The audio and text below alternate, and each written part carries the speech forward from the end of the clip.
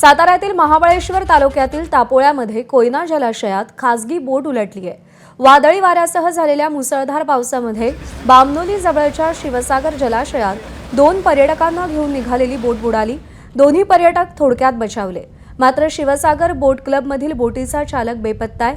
रुपेश धोंडीबा तांबे असं बेपत्ता असलेल्या बोट चालकाचं नाव आहे। सावरी येथील सुरू असलेल्या नवीन पुलाच्या ठिकाणी ही घटना घडली। शिवसागर बोट क्लबच्या सभासदांकडून आज सकाळपासून शोध मोहीम सुरू आहे। पोलीस घटनास्थळी दाखल झालेत।